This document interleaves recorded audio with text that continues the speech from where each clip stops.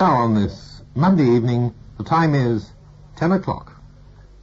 And now we come to the radio crossword, a series of programs with squares in mind. I expect you all have a blank crossword in front of you, but if you haven't, you'll find it on page 6 of this week's Garden Shed Advertiser. As you can see, it's a giant crossword, which means it's rather more difficult than usual. Except, of course, for giants. Anyway, to get you off to a good start, we're going to help you with the answers to one or two clues. One across.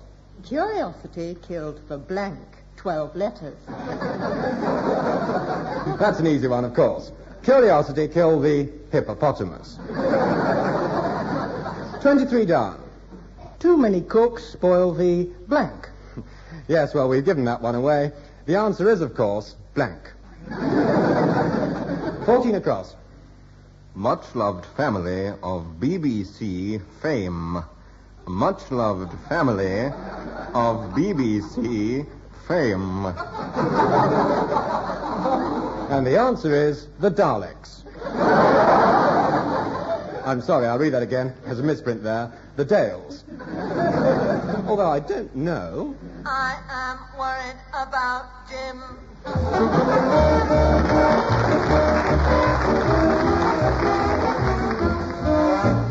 This is I'm Sorry, I'll Read That Again. Approximately 30 minutes of cryptic cluelessness, written by several 4 across and featuring a number of 18 down.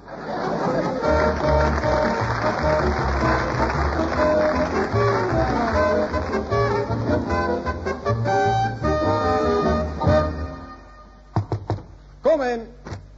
Good morning. I've got it. Ah, it's you. I don't want any singers, dancers, or comics. Yeah, well, I've got the very act you want. Yeah, they all say that. Oh, well, I have. It's my brother. Yeah. Picture this. There he is, standing on the stage, with his hair alight, right? Eating red-hot coals, right? Standing in a tank of boiling tar, playing Rule Britannia on the xylophone. How about that, then? I see. How much? 1,000 plus expenses.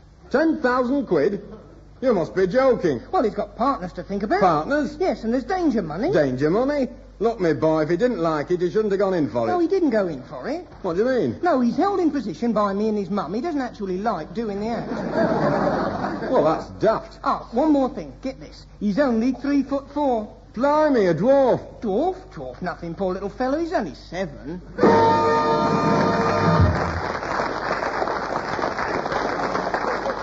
And now over to a lonely spot.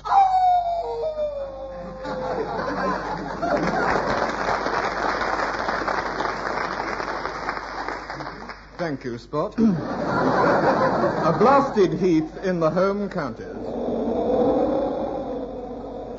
The good people of Yobury and Surrey will be sleeping behind locked doors and bolted shutters tonight. And they all say it's because of this man here. Mr. Smith, why are the local people so afraid of you and your friends? Primitive fear of the unknown. I see, but, since your arrival, several domestic pets, cats and dogs and so on, have disappeared. Have you anything to do with all this? These animals have no place in our plan for the reorganization of your planet. I can see a big metal rocket ship in the field behind you, which the local people say spoils the view. Has this anything to do with you? We came in it. But where have you come from? We came through infinities of time and space, the hulls of our rocket ships glinting silver and gold in the light of 10 million nameless stars as we sped at infinite velocity from our home, the planet Zelda, in the 51st Federation of the Galaxy Alpha Centauri.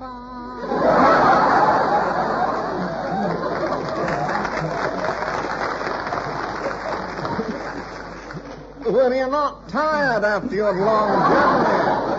We have been conditioned so that we shall not rest until the whole of your planet has been subjugated or, if necessary, destroyed. But what have the local authorities to say about all this? Nothing as yet. I notice that you're very tall. You must be all of 10 feet high. Why? A preliminary skirmishing force of midgets like myself have been landed. Our main invasion party will arrive soon. May I now make this appeal to the citizens of Earth? When our invasion armada lands on your planet in order to ensure your personal safety and the future continuance of your race, it is imperative that you all go I'm and... sorry, but time seems to have run out. Well, I don't know what to make of all this. Do you? But one thing seems pretty plain to me. The good people of Ubre will be sleeping behind locked doors and bolted shutters tonight. Or will they? Good night.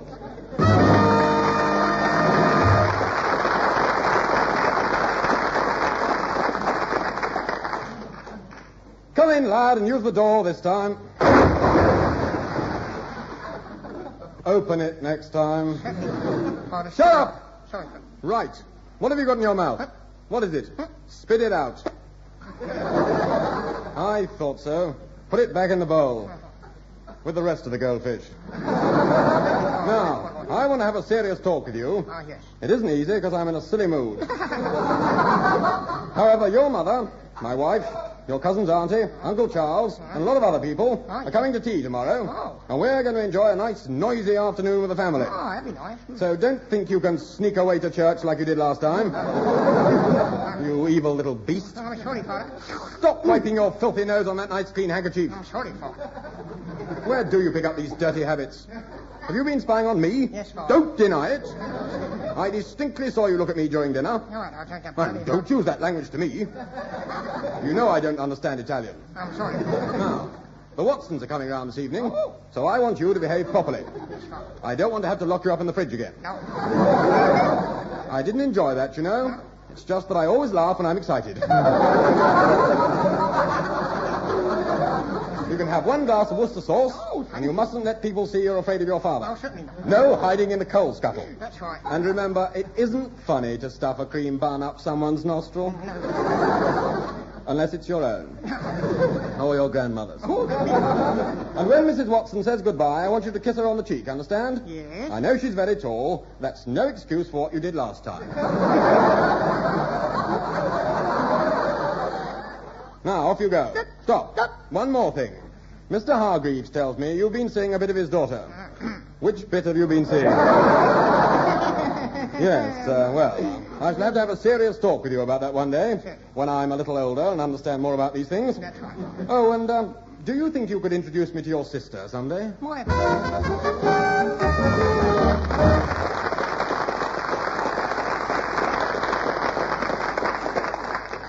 And now, spot the difference. Cuckoo. Did you spot it? Well, the difference was that last time, Spot went...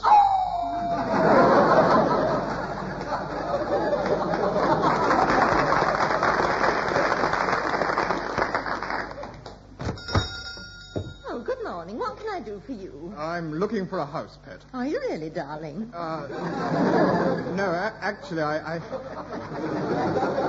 think I've made one of my silly mistakes. Well, never mind. We can clean it up. No, I mean, I'm looking for somewhere to live. You see, at the moment, I'm in a tiny little room. Oh, a box room. Well, more of a room box, actually. I tried all the housing agencies, and then a friend of mine told me to come here, but it can't be right, because all you've got is a load of animals. No, you have come to the right place. This is our new rent-a-pet scheme. A lot of people can't afford both a house and a pet, so we combine the two. I say, what a wonderful idea. Yes, I got the idea from the tramps. I expect you've seen them filing into London Zoo just before closing time. They never come out, you know. Well, not till morning, that is. They live inside the hippos. No. Yes, do you know how much spare room there is inside a beast like that? Well, I've never really thought. Well, neither did I till I went in to have a look around. There's only a few kidneys and 5 or 6 miles of intestines, and they're terribly spread out. So what we do is heave them all into one corner, get rid of any unnecessary furnishings like appendix or tonsils, and divide the rest up into flats. Come to think of it, I did notice a new rhino springing out by Marble Arch. That's not one of yours, is it? Yes, that's right. There's 4 families of West Indians in there. Good Lord, well, what have you got for me, then? Well, if it's just yourself, there's some very nice bed-sitting rabbit. Or you could be very cozy in a kangaroo if you don't mind sharing. Well, I had thought of living on the river. You haven't got a houseboat, have you? Yes, we have some converted canoes. They're great fun because you can paddle your own canoe. You may have read about them. Oh, yes, in the newspaper. Yes. I say, you haven't got a little wooden yak with a nice thatched hoof, have you? or a camel or something like that. You've got a camel. Oh, no. You need something big, spacious, and simple. Like an elephant or something. Exactly. Oh, have you got one in? Well, if you look up, you'll see that we have. Would you like me to show you round it? Would you? Certainly. Thank This you, way. sir. No, come back, sir. We never go in the back way. We always go up the trunk. It's further, but it's prettier this way. Leg up. Oh, in you go. A bit of a squeeze, isn't it? Here, let me pull you through. That's it now. Turn the light on and up the trunk on the spiral staircase. You can get an escalator fitted if you preferred. It's rather narrow and it's a long climb, but there's a magnificent view from the top. 2 more and there we are. Oh, that's fantastic. What a view, what a view. Oh, yes, it's rather impressive, isn't it? A bit like the Grand Canyon, so I believe. It changes colour as he opens and shuts his mouth. Really? That's marvellous. He must go back quite a way, doesn't he? Well, they do say that Charles I hid behind that left kidney. Is that a fact? They say he got in through a secret passage, but we've never found it. Yeah. But anyway, you can see there'd be plenty of room for you and your family in here. Yes. The stomach needs relining, doesn't Oh, it? well, yes, but we can do that for you. What's the plumbing like? Oh, the drainage is excellent. I mean, it has to be. Yes, I And we're putting in hot and cold water tapirs and a wash basin over there. Oh. And it being an elephant, of course, there are 4 umbrella stands. Right, I'll take it. Jolly good. Oh, just one thing. Could you hang a small cage over there by the esophagus? Certainly. But what's that for? Well, I'll need somewhere to keep my pet bungalow.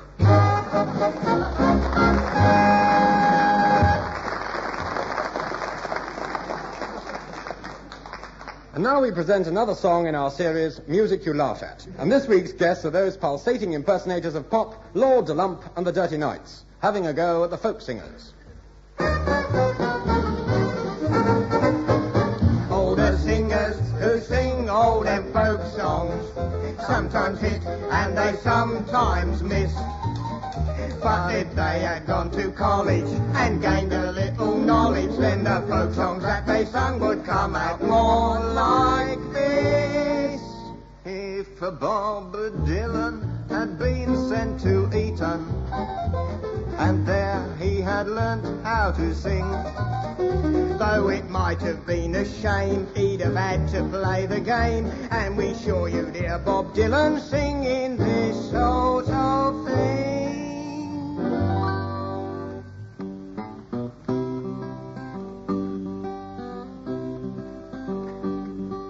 jolly boat in weather, get out on the river, babe. All pull together, don't you shiver, babe. But if you're feeling seedy and you want to give up the fight, don't think twice, it's alright. If that young singer Donovan to Eton he had got, I bet the songs he sings would sound like this. Like as not. Jolly boat in weather. Don't sing it twice. Oh, alright. The Seekers are a very fine group, 3 fellas and a louse, but you should have heard the literary gems when they sang them in the poetry class.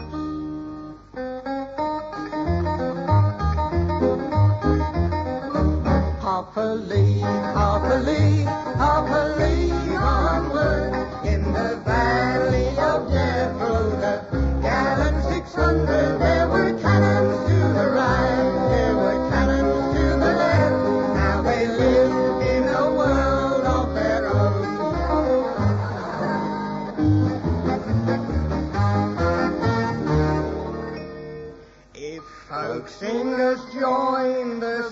local rugby club. They'd sing in the bus and they'd sing in the pub. And you'd hear in the showers this lovely refrain, 'cause Nina and Frederick are at it again.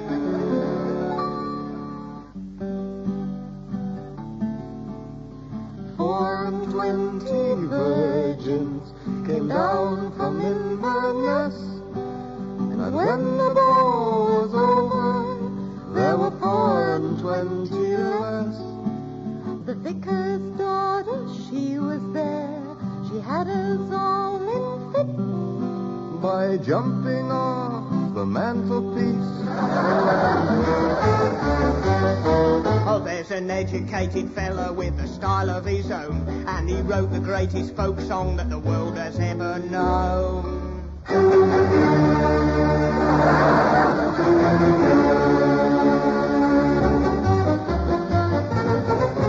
So now that we've done the folk singers, till the time that we meet you again, oh, don't you have no fear. Here's the words you want to hear. It's goodbye from Lordy Lump until the next time when the dirty nights are here again. It's time to bring good cheer again, with a charcoal and a leer again. The dirty nights are here again. The dirty nights.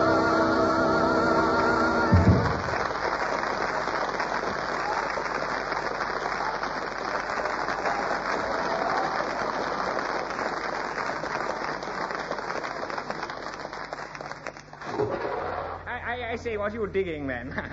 What's it look like? It looks like a grave. That's right. Who's it for then? Well, me, of course. Not feeling too well. Oh. I feel fine, as a matter of fact, but there's no sense in waiting until the last moment now, is there? That's true. But why are you digging it in your back garden? Well, the front garden's not big enough, is it? No, I mean, why not have one in the churchyard? Oh, well, you see, I'm an agnostic, you see. Oh, I see. And there isn't an agnostic church for miles round here. Bit wide, isn't it, for a grave, I mean? Yeah, well, of course, I've got to leave room for Florence. That's the wife. Oh, you want her laid beside you when her time finally comes, eh? No, not really. She's coming with me. Eh? She's going to fling herself on me coffin as they pile in the earth. It's an old Babylonian custom we read about. What, alive, you mean? Yes. Well, in Babylon they was heavily drugged, I believe. But the chemist won't let us have any heavy drugs. No, he's awkward, Mr. Hardcastle, Yes, isn't he? yes. Very awkward. Yeah. You've been having me on, haven't you, pulling my leg? That's right. It's not really a graveyard digging at all, is it? No, of course it isn't. I'm making a little fish pond. Very fond of fish ponds, is Florence. Well, you really had me going for a minute, I must say. Just my little joke, you know.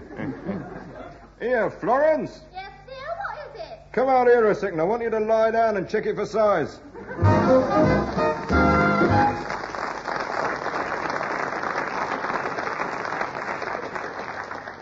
That's very strange. Where's the ghastly old busker I usually meet about this time in the program? Ah, I hear him. Now, where are you? Come out. Come on out, you filthy old man. I won't hit you hard. Good heavens, where did you get that disgusting old coat? I picked it up in Carnaby Street. How long had it been lying there? Only a month or two, I should think. This is my gear. Ah, I see. And why are you wearing it back to front? It's my reverse gear.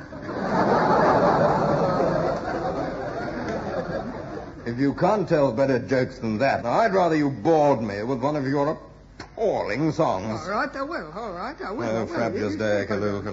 Well, I'm going to do a work song, and I'll sing, and you will hear all the sounds of the workmen at their work. And how shall I hear that? I brought along 6 navvies, 2 carpenters, 4 bricklayers, a scaffolder, and an engine driver to accompany me. All right, lads, keep it light and sensitive. Oh, good heavens, goodness me, lordy, lordy, how I work, yes I do. Oh, I'm just going to sing a work song. Oh, yes indeed, I'm going to sing a work song. When I'm working, I just can't help singing a work song. Everybody sings a work song, and the men work when I'm singing. Oh, yes, here I go, singing a work song, working all day and night. Oh, isn't it fun, working, singing all the time. Sing, sing, I go, work, work. Listen to the man work. Listen to me sing. Listen to me singing a work song. Get up! You ruined my song. You'll never sing again, or never sing.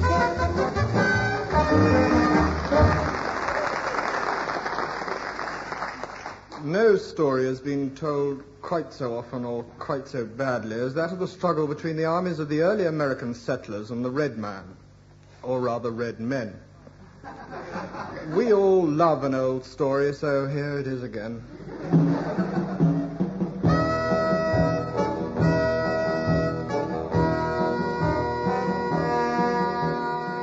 We turn back in the book of American history to a page torn out long ago. We found it in the most extraordinary place. It tells of the Battle of Whispering Mouse, a battle that seems to have been forgotten. We want to know the reason why. It had absolutely no bearing whatsoever on the course of the war. Oh. Well, anyway, this is the story of that battle. A survivor of the Yankee forces was Lieutenant Busby Pintle. He does not sound like a Yankee because he was an Englishman, and because David Hatch can't do an American accent. Pathetic, really. Now, to help us tell our story, we are indeed fortunate to have secured Busby Pintle's very diary. And very diary it is, too.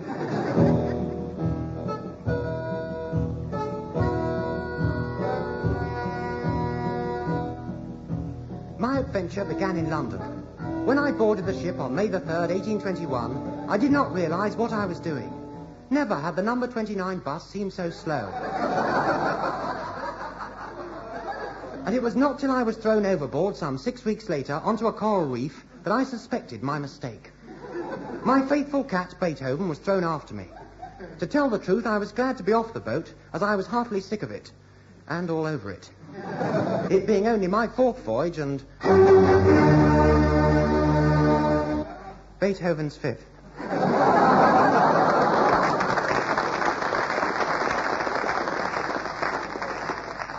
I waited on the reef, relieving my boredom only by feeding Beethoven to the sharks.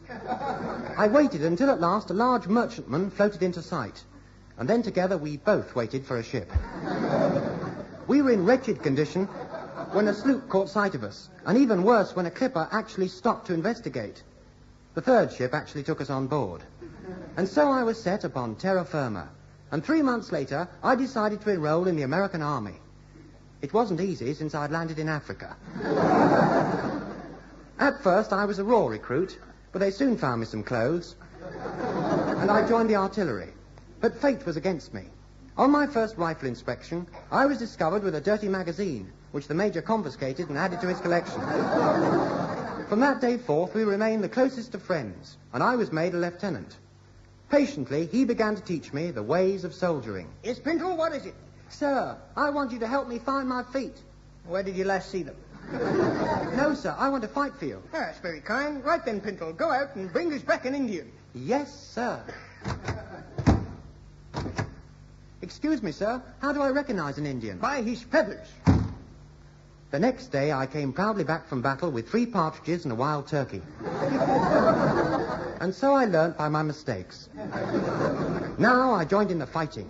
But I believed that Indians were still really Americans. And so to me, it was always a civil war. Excuse me, sir. I wondered if you'd mind if I hit you with this club. Not at all. Do carry on. Thank you so much.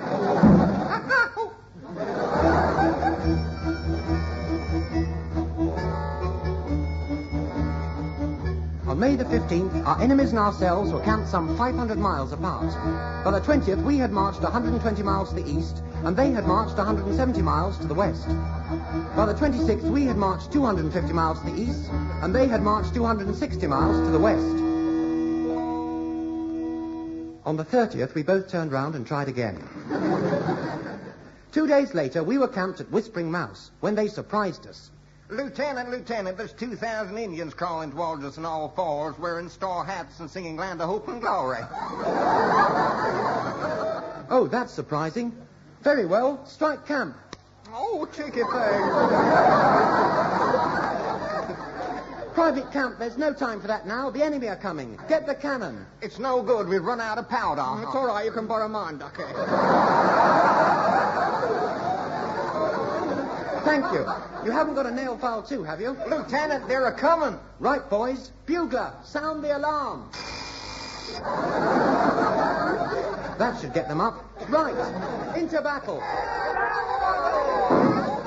It was at times like this that old Sergeant Horsemeat used to comfort and inspire us with tales of the old heroes of the West. And he was real men, not like you lily-livered, bow-legged, yellow-bellied, cowardly lot of layabouts. There was the great General Custard and the great backwoodsman Dan'l Prune. Known throughout the West as Prune and Custard. I remember at Ladysmith we'd been bottled up for 6 weeks, but Prune and Custard relieved us.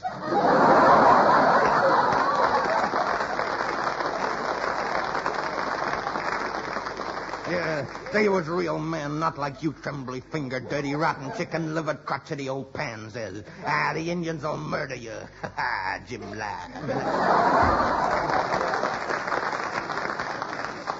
How he retained his sense of humor, we shall never know.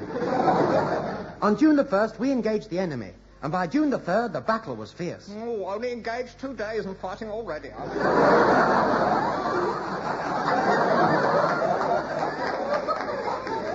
It was at night that everything seemed so frightening. Right, lights out.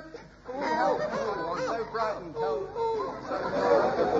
Pinto, look out the window and see what's happening. I think I hear something. Yes. It sounds like the scouts returning. Shut up, you fools! There's people trying to sleep round here.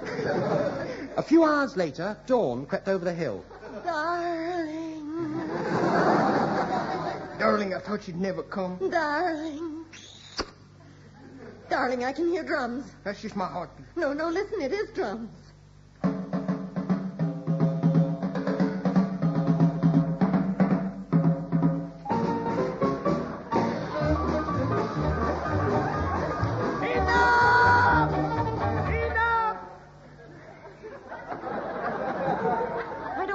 It's too quiet. It's all right, I know why. Why? I've forgotten my next line. It's... We shall never know. Major, here they come again. Right, boys. Stand by. Bugler, blow your nose. And use a clean Yankee. Major, listen. The Indians are charging the cavalry. Right, that will be 7 and 6, please.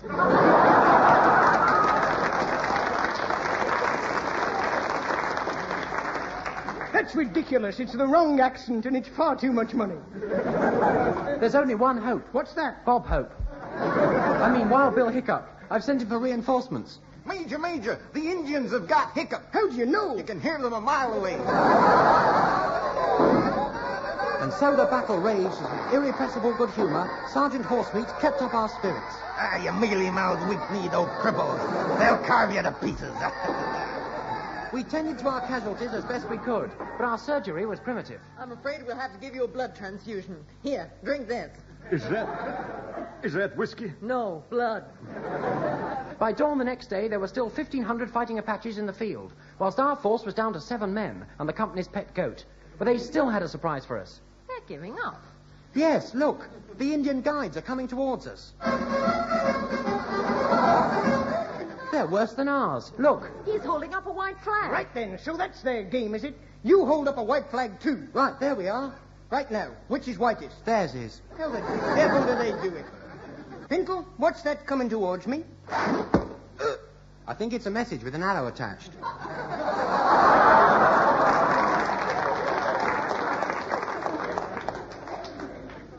Why did they have to do that? There's 1,500 of them, and 7 of us. What's it say? Please, can we have this arrow back? It's the only one we've got.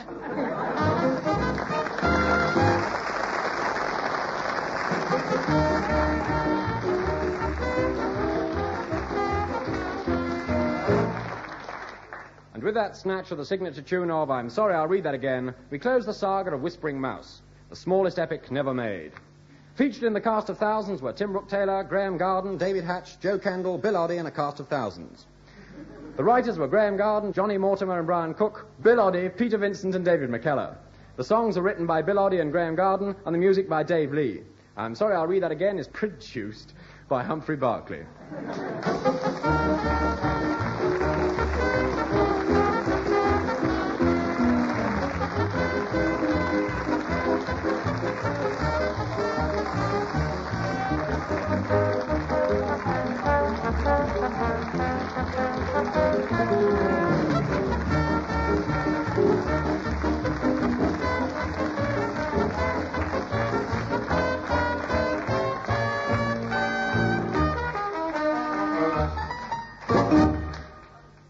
Well, there'll be another edition of